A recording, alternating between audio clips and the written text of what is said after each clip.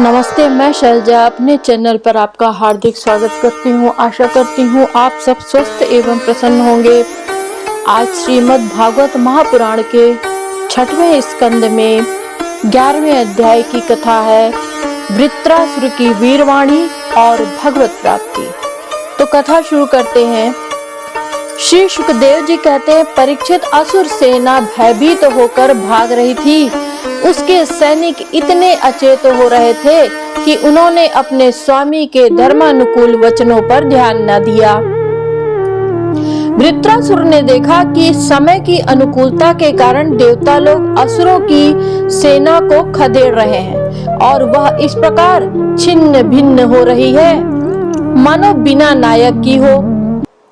राजन यह देखकर वृत्रासुर असहिष्णुता और क्रोध के मारे तिलमिला उठा। उसने बलपूर्वक देवसेना को आगे बढ़ने से रोक दिया और डांटकर ललकारते हुए कहा, क्षुद्र देवताओं, रणभूमि में पीठ दिखाने वाले कायर असुरों पर पीछे से प्रहार करने में क्या लाभ है।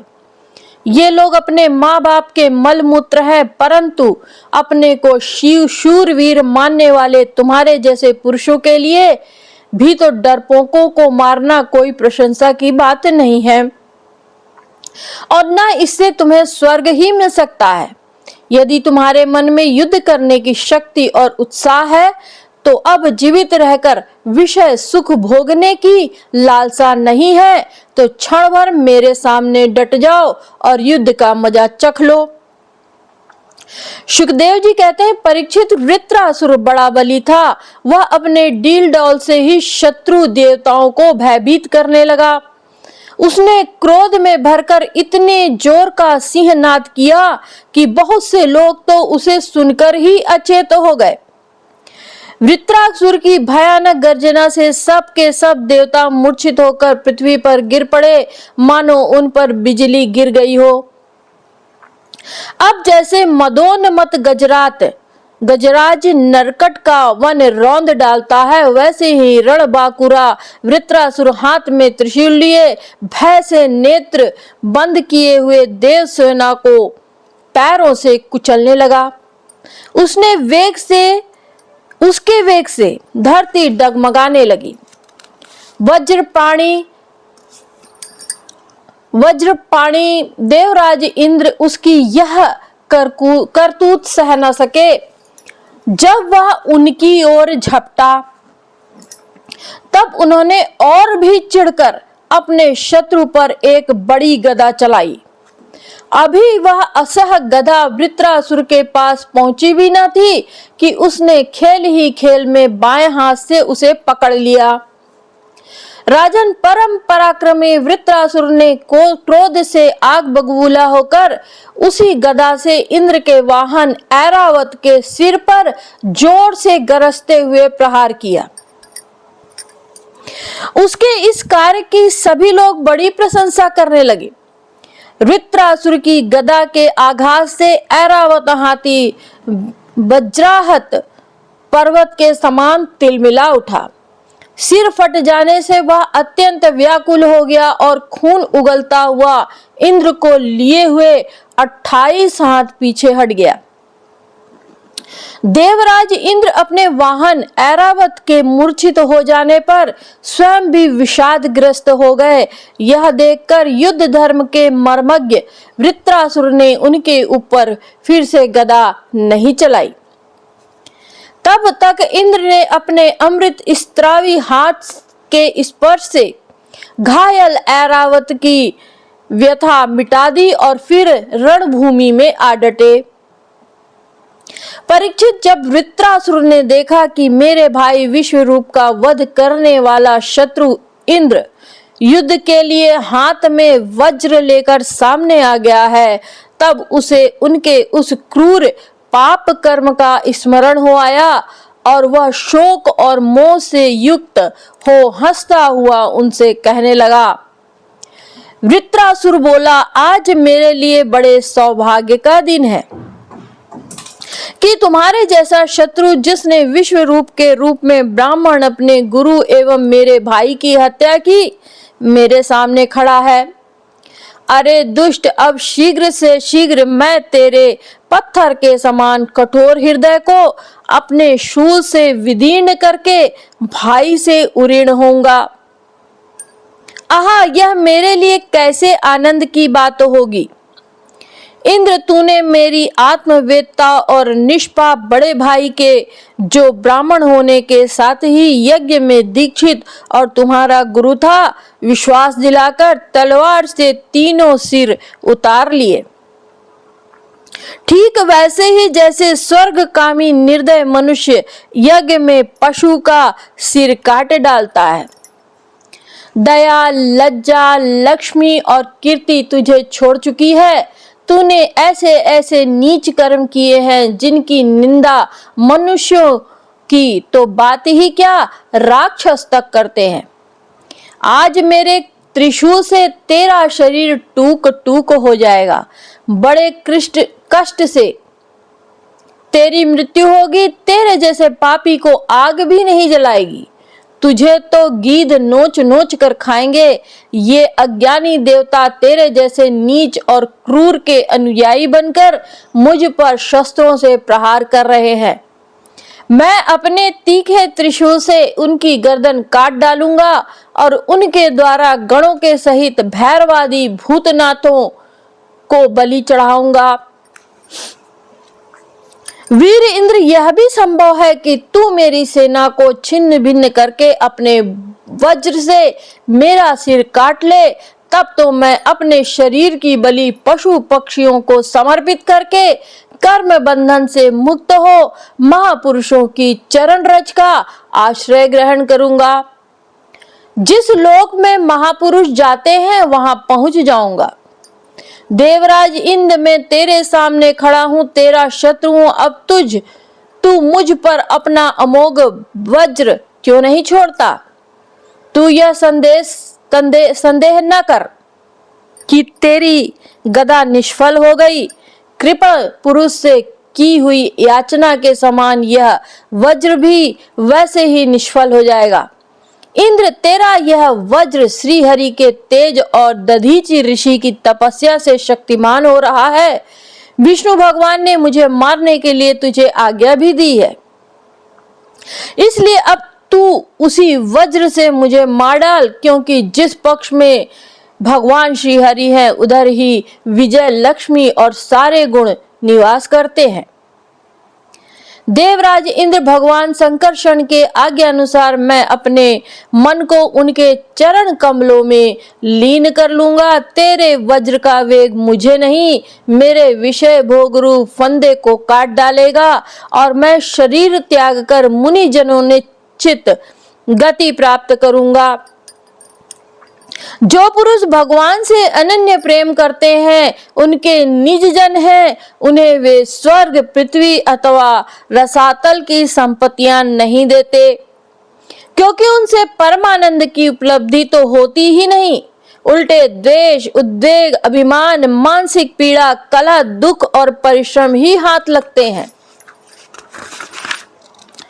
इंद्र, हमारे स्वामी अपने भक्त के अर्थ, धर्म एवं काम संबंधी प्रयास को व्यर्थ कर दिया करते हैं, और सच पूछो तो इसी से भगवान की कृपा का अनुमान होता है, क्योंकि उनका ऐसा कृपा प्रसाद अकिंचन भक्तों के लिए अनुभव गम्य है, दूसरों के लिए तो अत्यंत दुर्लभ ही है।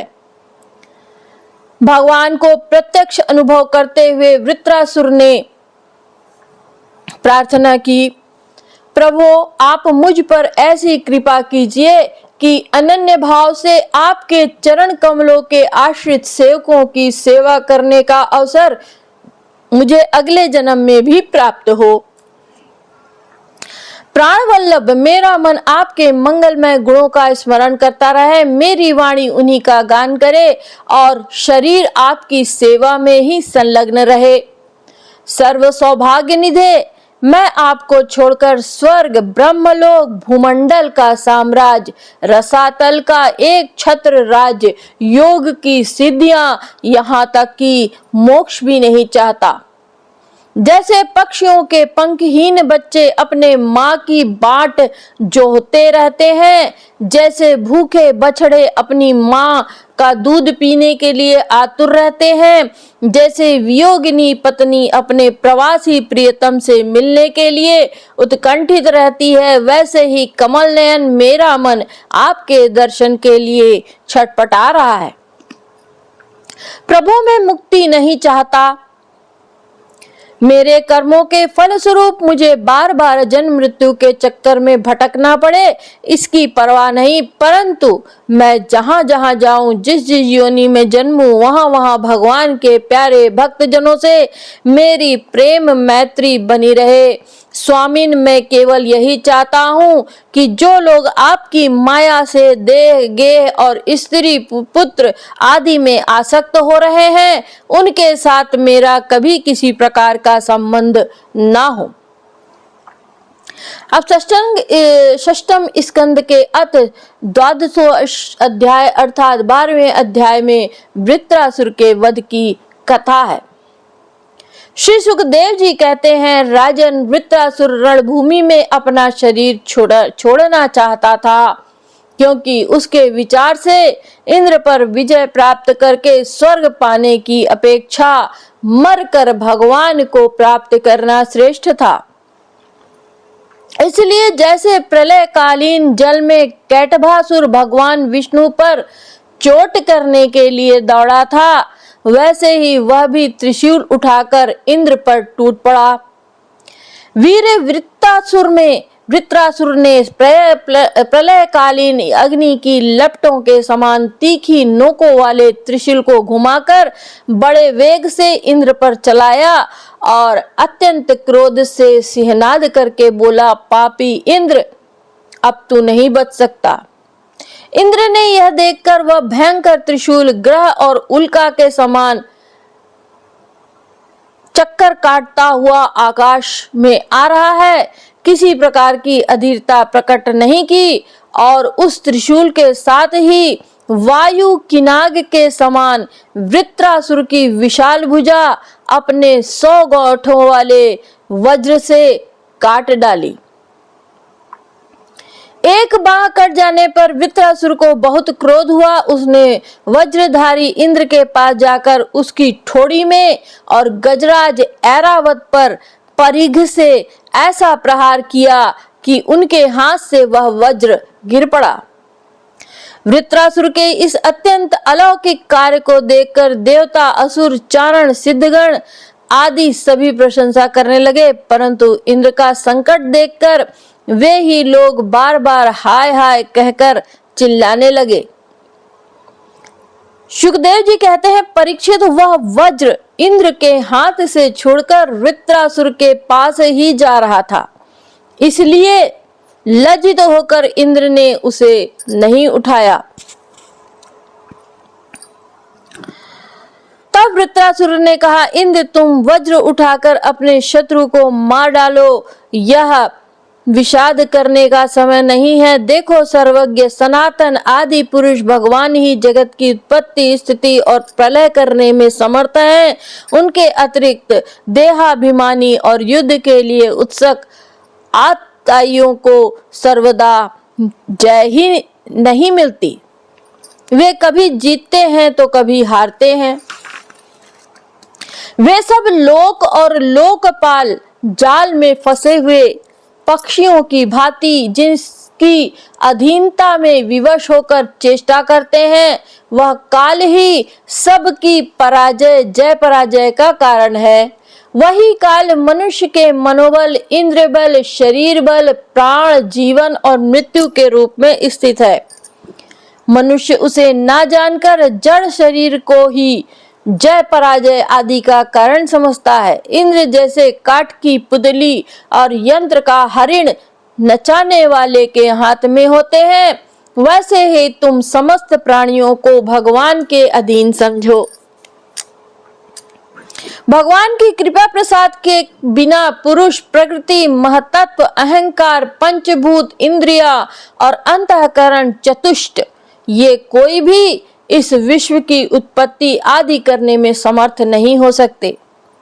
जिसे यह बात का पता नहीं कि भगवान ही सबका नियंत्रण करते हैं, वही इस परतंत्र जीव को स्वतंत्र कर्ता भोक्ता मान बैठता है। वस्तुतः स्वयं भगवान ही प्राणियों के द्वारा प्राणियों की रचना और उन्हीं के द्वारा उनका संहार करते हैं। जिस प्रकार इच्छा न होने पर भी समय विपरीत होने से मनुष्य की मृत्यु और अपयश आदि प्राप्त होते हैं, वैसे ही समय के अनुकूलता होने पर, इच्छा न होने पर भी उसे आयु, लक्ष्मी, यश और ऐश्वर्य आदि भोग भी मिल जाते हैं। इसलिए यश, अपयश, जरा, जय, पराजय, सुख, दुख, जीवन, मरण, इनमें से किसी एक की इच्छा अनिच्छा न रहकर सभी परिस्थितियों में समभाव से रहना चाहिए। हर्ष शोक के वशीभूत नहीं होना चाहिए। सत्व, रज और तम ये तीनों गुण प्रकृति के हैं, आत्मा के नहीं। अतः जो पुरुष आत्मा को उनका साक्षी मात्र जानता है, वह उनके गुण दोष से लिप्त नहीं होता। देवराज इंद्र, मुझे भी तो देखो, तुमने मेरा हाथ और शस्त्र काटकर एक प्रकार से मुझे परास्त कर दिया है, फिर भी मैं तुम्हारे प्राण लेने के लिए यथाशक्ति प्रयत्न कर ही रहा हूँ। यह युद्ध क्या है? एक जुए का खेल। इसमें प्राण की बाजी लगती है, बाणों के पासे डाले जाते हैं और वाहन ही चौसर है। इसमें पहले से यह बात नहीं मालूम होती कि कौन जीतेगा और कौन हारेगा। श्री सुखदेव जी कहते हैं, परीक्षित, वृत्तासुर के ये सत्य और निष्कपट वचन सुनकर इंद्र ने उनका आदर किया और अपना वज्र उठा लिया। इसके बाद बिना किसी प्रकार का आश्चर्य किए मुस्कुराते हुए वे कहने लगे। देवराज इंद्र ने कहा, अहो दानवराज, सचमुच तुम सिद्ध पुरुष हो, तभी तो तुम्हारा धैर्य, निश्चय और भगवत भाव इतना विलक्षण है। तुमने समस्त प्राणियों के सुहृद आत्मस्वरूप जगदीश्वर की अनन्य भाव से भक्ति की है। अवश्य ही तुम लोगों को मोहित करने वाली भगवान की माया को पार कर गए हो, तभी तो तुम असुरोचित भाव छोड़कर महापुरुष हो गए हो। अवश्य ही यह बड़े आश्चर्य की बात है कि तुम रजोगुणी प्रकृति के हो, तो भी विशुद्ध सत्व स्वरूप भगवान वासुदेव में तुम्हारी बुद्धि दृढ़ता से लगी हुई है। जो परम कल्याण के स्वामी भगवान श्री हरि के चरणों में प्रेम में भक्ति भाव रखता है, उसे जगत के भोगों की क्या आवश्यकता है। जो अमृत के समुद्र में विहार कर रहा है, उसे क्षुद्र गड्ढों के जल से प्रयोजन ही क्या हो सकता है। श्री सुखदेव जी कहते हैं, परीक्षित, इस प्रकार योद्धाओं में श्रेष्ठ महापराक्रमी देवराज इंद्र और वृत्रासुर धर्म का तत्व जानने की अभिलाषा से एक दूसरे के साथ बातचीत करते हुए आपस में युद्ध करने लगे। राजन, अब शत्रुसूदन वृत्रासुर ने बाएं हाथ से फौलाद का बना हुआ एक भयावना परिघ उठाकर आकाश में घुमाया और उससे इंद्र पर प्रहार किया, किंतु देवराज इंद्र ने वृत्रासुर का वह परिघ तथा हाथी की सूंड के समान लंबी भुजा अपने 100 गांठों वाले वज्र से एक साथ ही काट गिराई। जड़ से दोनों भुजाओं के कट जाने पर वृत्रासुर के बाएं और दाएं दोनों कंधों से खून की धारा बहने लगी। उस समय यह जान पड़ता था कि मानो इंद्र के वज्र की चोट से पंख कट जाने पर कोई पर्वत ही आकाश से गिरा हो।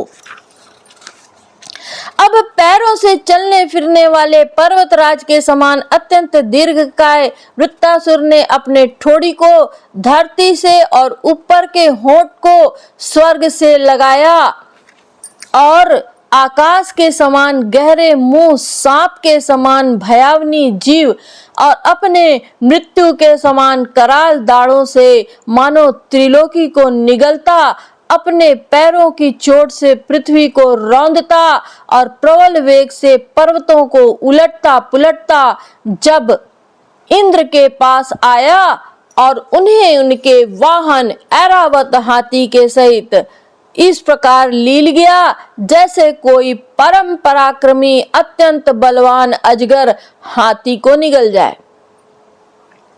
प्रजापतियों और महर्षियों के साथ देवताओं ने जब देखा कि वृत्तासुर इंद्र को निगल गया है, तब तो वे अत्यंत दुखी हो गए। हाय हाय, बड़ा अनर्थ हो गया, यूं कहकर विलाप करने लगे।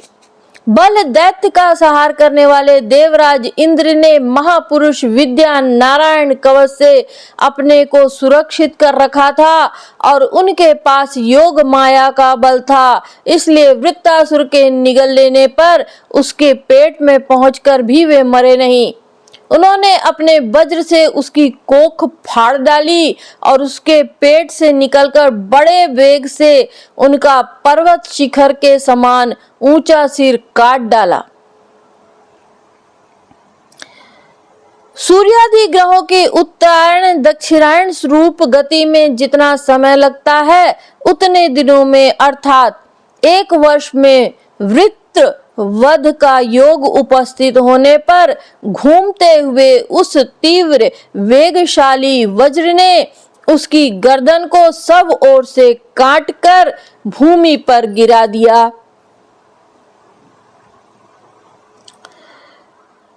उस समय आकाश में दुदुम्बियां बजने लगी। महर्षियों के साथ गंधर्व सिद्ध आदि वृत्रघाती इंद्र का पराक्रम सूचित करने वाले मंत्रों से उनकी स्तुति करके बड़े आनंद के साथ उन पर पुष्पों की वर्षा करने लगे। शत्रु दमन परीक्षित उस समय वृत्तासुर के शरीर से उसकी आत्म ज्योति बाहर निकली और इंद्र आदि सब लोगों के देखते देखते सर्वलोकातीत भगवान के स्वरूप में लीन हो गई।